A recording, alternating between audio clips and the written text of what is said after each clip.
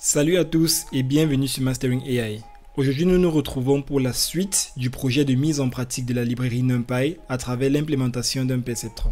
Dans la vidéo précédente, nous avons introduit ce qu'est un perceptron, son origine et son fonctionnement.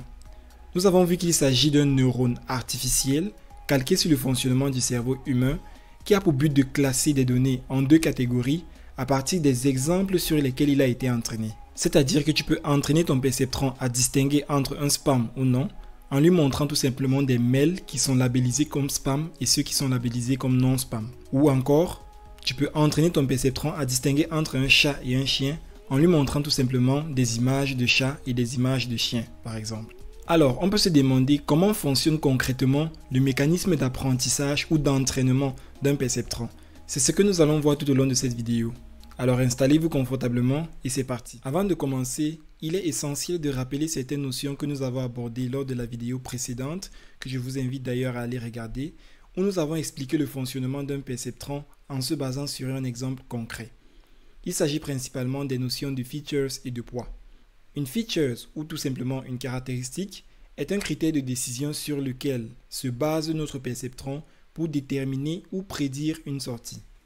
Le poids d'une feature, quant à lui, désigne tout simplement le niveau d'importance que le perceptron accorde à ce feature dans la détermination ou la prédiction de la sortie. Je tiens à préciser ici que la sortie représente tout simplement la classe ou la catégorie que le perceptron doit prédire. Et comme nous l'avons dit à l'introduction de la notion du perceptron, le perceptron ne peut prédire que deux classes possibles. Plus loin dans cette chaîne, nous aurons l'occasion d'aborder des modèles de machine learning qui ont la possibilité de prédire plus de deux classes. L'algorithme du perceptron peut être scindé en trois grandes phases. Une phase d'initialisation, une phase d'apprentissage et d'ajustement et une phase de prédiction finale. Dans la phase d'initialisation, on définit les poids de chaque feature et un paramètre supplémentaire appelé biais. Les poids et le biais sont tous initialisés à 0. Dans la seconde phase d'apprentissage et d'ajustement, l'objectif du perceptron est de trouver la meilleure combinaison de poids possible afin de correctement prédire la sortie attendue en fonction des entrées. Pour ce faire, le perceptron passe à travers chaque exemple de données plusieurs fois. C'est ce qu'on appelle des itérations. Pour chaque exemple de données, le perceptron va calculer une somme des features ou des entrées de cet exemple, chacun pondéré par son poids, et va y ajouter le biais. Cette somme pondérée est ensuite transformée en une prédiction binaire à travers une fonction d'activation. Il existe plusieurs fonctions d'activation et dans la vidéo précédente, nous avons vu l'exemple d'une fonction d'activation qui est la fonction seuil qui permet de déterminer la sortie en fonction de si oui ou non la somme pondérée dépasse un certain seuil. Par la suite, le perceptron va comparer la sortie prédite avec la sortie réelle de l'exemple. Si la sortie prédite est correcte, les poids et le biais ne sont pas mis à jour. Par contre, si la sortie n'est pas correcte, les poids et le biais sont mis à jour afin de réduire l'erreur de prédiction. De plus, un taux d'apprentissage est également utilisé afin de pouvoir contrôler la vitesse d'ajustement des paramètres. Ainsi, la mise à jour des poids et du biais sont effectuées afin que les prédictions du perceptron sur les prochains exemples soient plus réalistes. Dans la troisième phase de prédiction finale, après que le perceptron ait ajusté ses poids et le biais à travers plusieurs passages sur les exemples de données, il peut être utilisé pour effectuer des prédictions sur de nouvelles données. Ainsi, pour chaque nouvelle donnée, le perceptron va calculer la somme de ses entrées pondérées par les poids et le biais ajustés et va appliquer la fonction d'activation sur cette somme pondérée afin de décider de la classe ou de la sortie de cet exemple. En résumé, le perceptron lors de son entraînement ajuste progressivement les poids afin de minimiser les erreurs de prédiction sur les exemples d'apprentissage. Pour cela, il se base tout simplement sur un processus de correction simple lorsqu'il se trompe. Au final, c'est comme s'il trouvait une ligne qui permettait de séparer de manière efficace les données, si naturellement elles sont séparables. Vous êtes maintenant en mesure de bien comprendre ce qu'est un perceptron, comment est-ce qu'il fonctionne et son algorithme d'entraînement. Nous allons maintenant passer à l'implémentation d'un perceptron en utilisant la librairie NumPy. Ce sera l'occasion pour vous de mettre en pratique tout ce que vous avez appris avec Jordan sur NumPy. Si vous n'avez pas regardé la vidéo, je vous invite à le faire dès maintenant avant de passer à l'implémentation du perceptron. Lors de l'implémentation du perceptron, nous allons principalement réutiliser des notions que nous avons abordées lors de la vidéo d'initiation en Python. Et je vous invite également à aller la regarder si vous ne l'avez pas encore fait. Nous allons principalement réutiliser la notion de classe. Passons à l'implémentation. Nous allons donc commencer à implémenter notre perceptron. Pour cela, nous allons premièrement importer la librairie NumPy, comme vous l'avez vu avec Jordan. Import NumPy as NP. Ensuite, nous allons définir notre classe perceptron.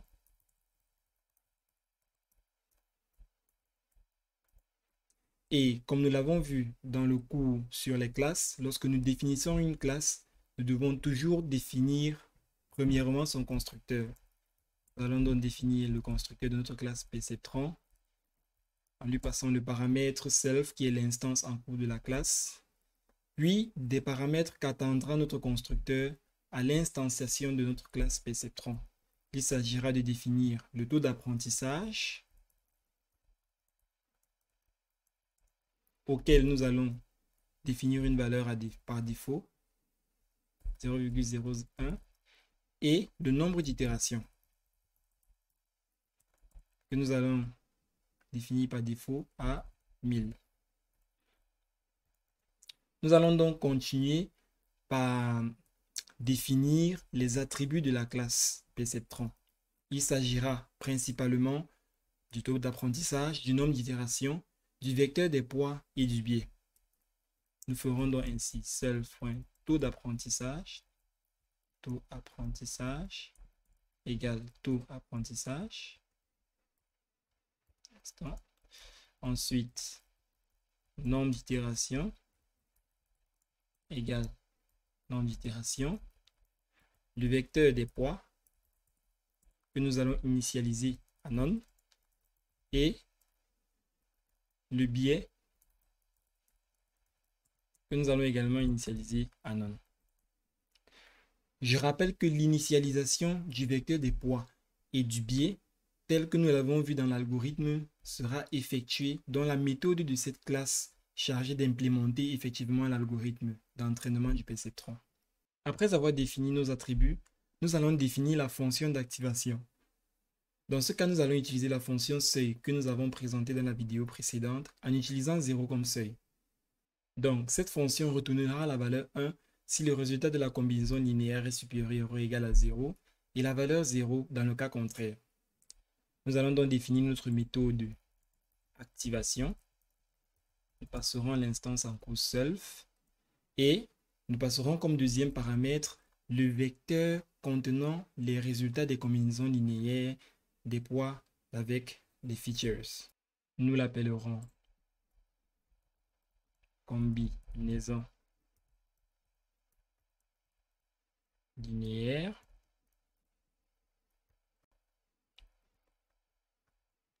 À l'intérieur de notre fonction d'activation, nous allons utiliser la fonction where de la librairie NumPy, qui est une fonction qui prend en paramètre un tableau NumPy avec une condition qui sera appliquée sur chaque élément du tableau et des valeurs de retour en fonction du résultat de la condition sur chacun des éléments du tableau. Le tableau retourné est un tableau de la même dimension que le tableau initial. Donc dans ce cas, nous ferons un return numpy.where. Nous dirons ici, nous passerons le tableau à paramètre combinaison linéaire supérieur ou égal à 0, virgule 1, 0. Ceci signifie tout simplement que la fonction where va appliquer cette condition à chaque élément du tableau combinaison linéaire et va retourner la valeur, cette première valeur si ces conditions est respectée et cette valeur si la condition n'est pas respectée. Dans notre cas, vu que c'est une fonction seuil, ceci signifie que pour chaque résultat de la combinaison linéaire dans ce tableau combinaison linéaire, si le résultat de la combinaison linéaire est supérieur ou égal à 0, nous attribuerons la valeur 1, sinon nous attribuerons la valeur 0.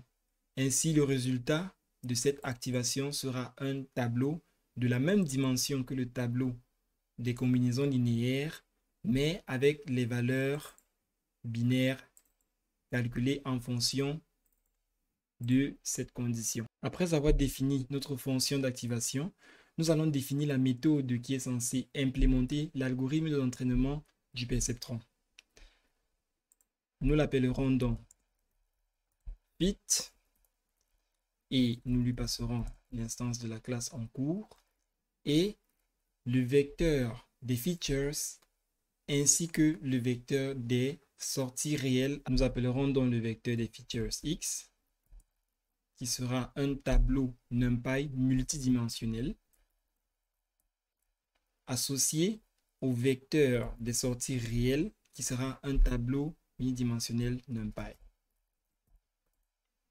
Ce vecteur X est un tableau multidimensionnel NumPy qui contient des tableaux, chacun représentant un exemple, et le vecteur Y contient les sorties réelles associées à chaque exemple du tableau X. Ainsi, comme nous l'avons vu dans l'algorithme, nous allons débuter par l'initialisation des poids et du biais. Nous ferons donc ainsi self.poids que nous allons initialiser à 0, comme nous l'avons vu dans l'algorithme. La fonction 0 de NumPy permet d'initialiser un tableau NumPy avec des valeurs 0. Nous avons besoin de spécifier à cette fonction 0 la dimension du tableau qui ne contiendra que des valeurs 0. La dimension de ce tableau correspond au nombre de features que nous avons dans notre vecteur X. Pour connaître ainsi le nombre de features de notre vecteur X, nous allons utiliser la fonction shape qui permet de déterminer la dimension d'un tableau NumPy. Nous dirons donc n nombre d'exemples, virgule, nombre de features égale à x.shape. Ainsi, cette fonction nous retournera la dimension de notre tableau X qui sera un tuple contenant deux valeurs où la première valeur représente le nombre d'exemples que nous avons dans notre tableau multidimensionnel X et n features représente le nombre de features que contient chaque exemple de ce tableau multidimensionnel. Ainsi, nous allons passer ce nombre de features à notre fonction NumPy.zeros. Ensuite, nous allons également initialiser le biais à 0, comme nous l'avons vu dans l'algorithme, biais égale à 0. Par la suite, nous allons donc effectuer plusieurs itérations et dans chaque itération, parcourir chaque exemple de notre vecteur d'entrée dans le but d'ajuster les poids et le biais afin que notre perceptron puisse effectuer des prédictions correctes. Ainsi, nous allons donc faire for i in range self.nombre itération. Et comme nous l'avons vu dans l'algorithme, dans chaque itération, nous allons parcourir chaque exemple du jeu de données afin de calculer la combinaison linéaire, appliquer l'activation et d'ajuster les poids et le biais si nécessaire. Nous allons donc ainsi faire for indice pour représenter l'indice de l'exemple et x pour représenter l'exemple, in enumerate, si vous vous rappelez de la fonction enumerate qui nous permet de parcourir un tableau avec les indices de chaque élément. Et pour chaque élément pour chaque exemple de notre vecteur d'entrée, nous allons donc premièrement calculer la combinaison linéaire des features de cet exemple avec les poids et ajouter le biais, comme nous avons vu dans l'algorithme. Nous allons donc ainsi faire combinaison linéaire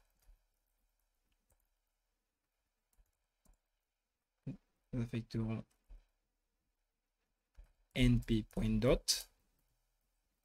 Nous passerons dans l'exemple et les poids. et nous ajouterons le biais. Ainsi, nous avons utilisé la fonction dot, qui est une fonction de NumPy qui permet de calculer le produit scalaire de deux vecteurs unidimensionnels.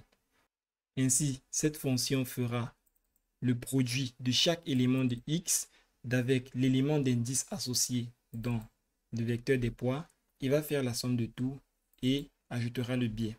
Par la suite, nous allons donc calculer la sortie prédite en utilisant la fonction d'activation appliquée sur le résultat des combinaisons linéaires. Ensuite, nous déterminerons la valeur prédite en utilisant la fonction d'activation appliquée sur le résultat de la combinaison linéaire. Ainsi, nous ferons prédiction égale self.activation de la combinaison linéaire que nous venons de calculer. Après avoir calculé la prédiction, nous allons donc comparer cette prédiction avec la valeur réelle de l'exemple. Comme nous l'avons vu dans l'algorithme, si la prédiction est égale à la valeur réelle, nous n'ajusterons pas les poids et le biais. Par contre, si la prédiction est différente de la valeur réelle, nous allons ajuster les poids et le biais en utilisant le taux d'apprentissage. Nous le ferons donc ainsi.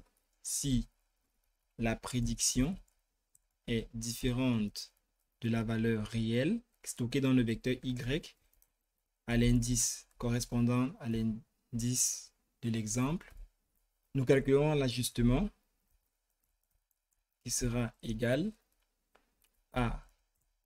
au taux d'apprentissage multiplié par la différence entre la prédiction et la valeur réelle. Après avoir calculé l'ajustement, nous mettons à jour les poids.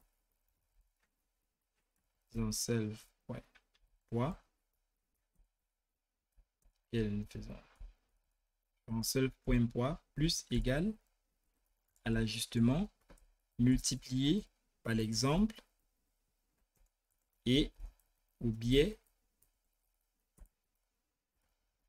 nous ajouterons cet ajustement.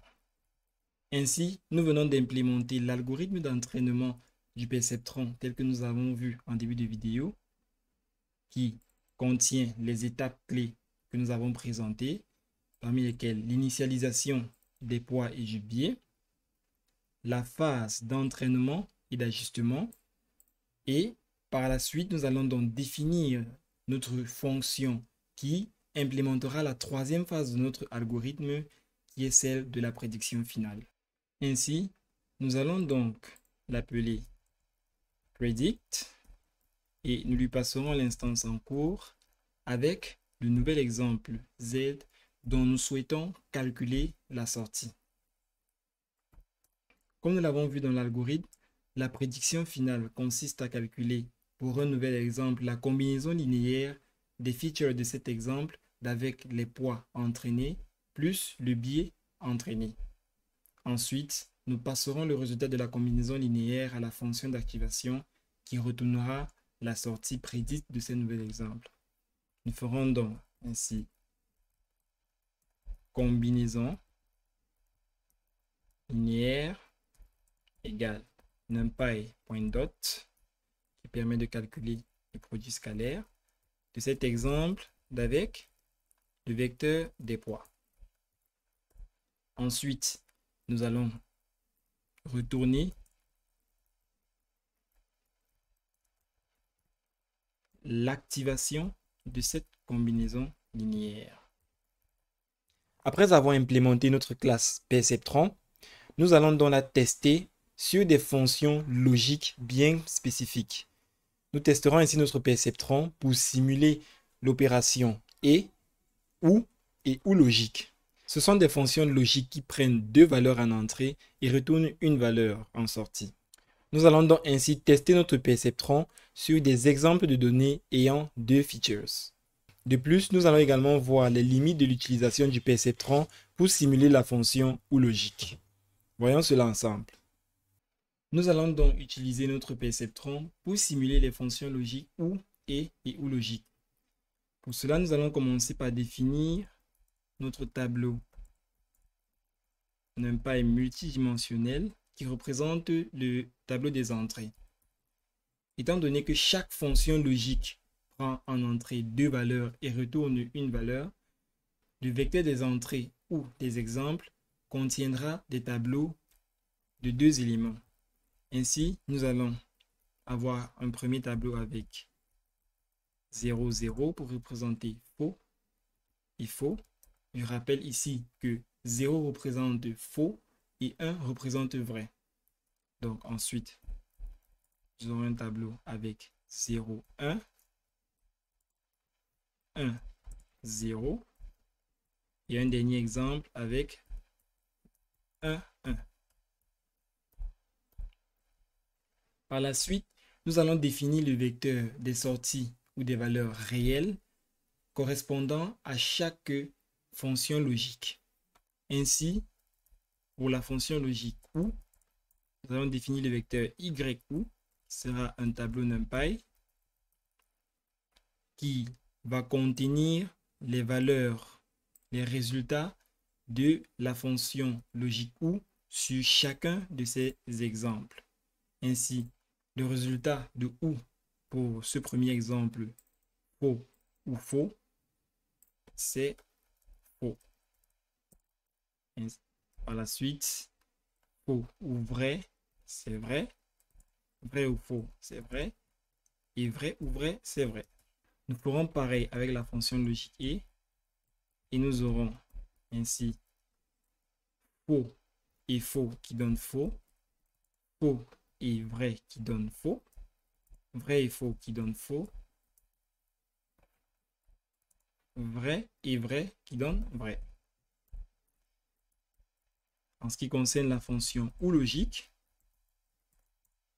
elle retourne une valeur vraie si les 2 entrées sont différentes. C'est-à-dire si nous avons vrai, faux ou faux, vrai.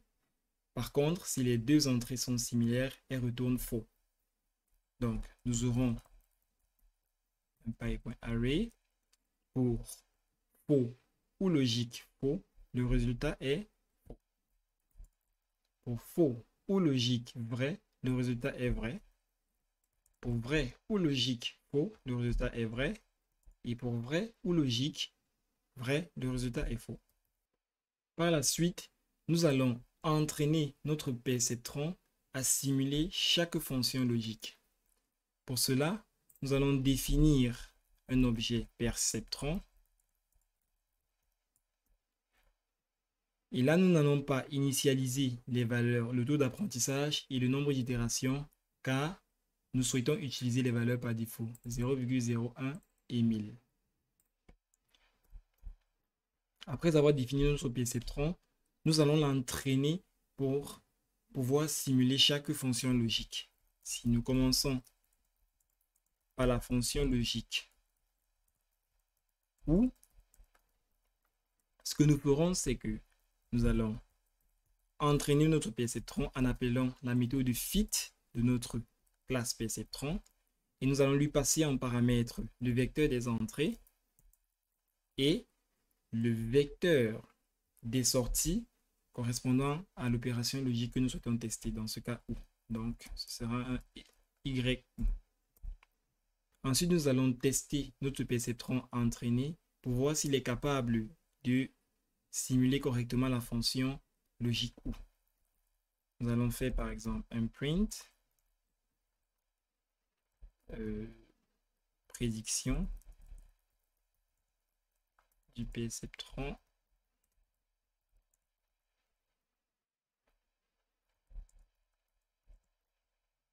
sur l'opération logique OU.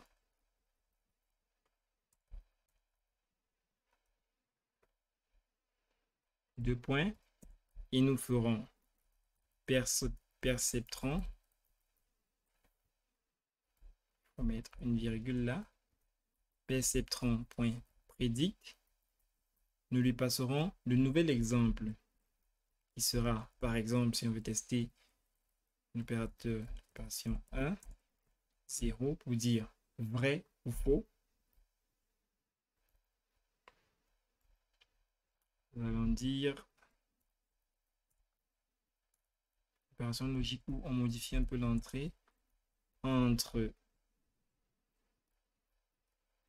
on va dire,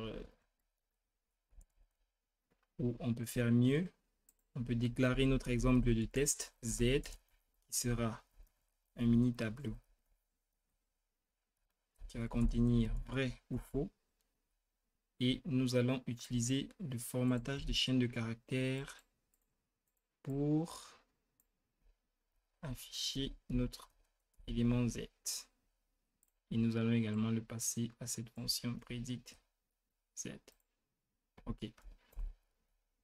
Ainsi, si nous exécutons ce code, normalement le résultat de cette opération, de l'opération logique, ou entre vrai ou faux, devrait être vrai, c'est-à-dire 1. Si nous exécutons,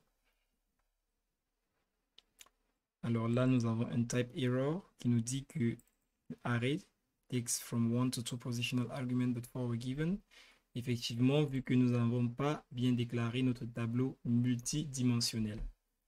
Vu qu'il s'agit d'un tableau, nous devons passer les différents sous-tableaux à l'intérieur d'un grand tableau.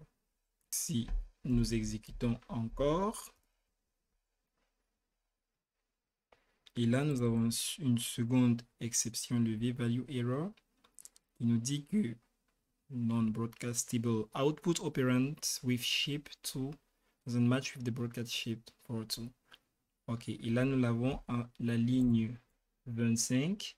Effectivement, vu que nous avons passé le mauvais multiplicateur là, vu qu'il s'agit à cette étape de l'algorithme de multiplier le coefficient d'ajustement calculé par l'exemple et non le vecteur de tous les exemples. Là, nous avons spécifié le vecteur de tous les exemples. Nous allons le changer en petit x ici, qui représente l'exemple actuel. Donc, si nous exécutons ce code, nous allons juste mettre un petit égal là, que l'affichage soit un peu meilleur. Donc, si nous exécutons le code, là, nous voyons bien que la prédiction du perceptron sur l'opération logique ou entre 1 et 0 donne effectivement 1. Nous pouvons également tester avec vrai, avec un vecteur 1, 1 pour tester l'opération vrai ou vrai. Dans ce cas, si nous exécutons à nouveau notre code, nous voyons effectivement que la prédiction du perceptron sur l'opération logique ou entre vrai et vrai donne effectivement vrai. Donc, notre perceptron prédit correctement les sorties pour chaque entrée pour l'opération OU. Nous pouvons également utiliser notre perceptron pour tester l'opération logique et. Pour ce faire, nous allons juste copier ce bloc de code et coller juste là et changer ceci en et. Pareil pour ceci. Et changer également le vecteur des sorties YE. Vu que vrai et vrai donne vrai, si nous exécutons ce bloc de code, nous sommes censés voir le message prédiction du perceptron sur l'opération logique et entre 1 et 1 et le résultat est censé être 1. Si on exécute, on voit effectivement que la prédiction du perceptron sur l'opération logique et entre 1 et 1 est 1. Si nous changeons l'exemple pour mettre 0, vu que vrai et faux donne faux, le résultat est censé être 0 cette fois. Si on exécute, on peut voir effectivement que la prédiction du perceptron sur l'opération logique et entre vrai et faux donne faux. Il est également possible de connaître le biais et les poids entraînés par nos perceptrons. Pour cela, nous pouvons le spécifier en enrichissant la sortie comme suit, poids égale perceptron.poids pour accéder à l'attribut poids de notre perceptron, suivi de biais égale perceptron.biais pour accéder à l'attribut biais. Nous ferons la même chose ici. Si on copie, on pourra coller tout simplement ceci là. Si on exécute, on peut voir ainsi que la prédiction du perceptron sur l'opération logique OU entre vrai et vrai est vrai, et les poids entraînés sont 0,01, 0,02 avec un biais de moins 0,01. Et pour l'opération logique E, les poids entraînés sont 0,02 et 0,01 avec un biais de moins 0,03. Ceci signifie que lorsque le perceptron veut prédire pour ce nouvel exemple un 0 avec la fonction logique E, le perceptron va calculer la combinaison linéaire entre ces entrées, chacun pondéré par le poids, c'est-à-dire 1 fois 0,02 plus 0 fois 0,01, et va y ajouter le biais moins 0,03. Et au résultat de cette combinaison linéaire, le perceptron va appliquer la fonction d'activation que nous avons définie là. Et vu que le résultat de cette combinaison linéaire est normalement négatif, puisque 1 fois 0,02 est égal à 0,02, plus 0 fois 0,01 qui est égal à 0, moins 0,03, le résultat final sera moins 0,01. Et vu que ce résultat de cette combinaison linéaire est négatif, la fonction d'activation va retourner 0. C'est la raison pour laquelle on a 0 en sortie. Vous pouvez appliquer la même procédure pour la fonction logique OU pour cet exemple. Il est important de préciser que les fonctions logiques OU et E sont des problèmes linéairement séparables. Ceci signifie que notre perceptron, lorsqu'il sera entraîné pour simuler la fonction OU, sera capable de dessiner une ligne qui va séparer ces 4 données en 2 catégories. Et naturellement, il mettra ce premier exemple d'une part de la ligne et mettra les 3 autres exemples de l'autre part de la ligne puisqu'elles ont toutes la même sortie 1, 1, 1. C'est ce qu'on appelle des problèmes linéairement séparables. Par contre, l'opération logique ou logique n'est pas un problème linéairement séparable. Ce qui signifie que notre perceptron n'est pas capable de dessiner une ligne qui va séparer parfaitement ces données d'entrée. Et nous pouvons tester cela. Test de la fonction logique ou logique. Si nous lui fournissons par exemple comme entrée 0, 0, nous pouvons pareillement ici copier.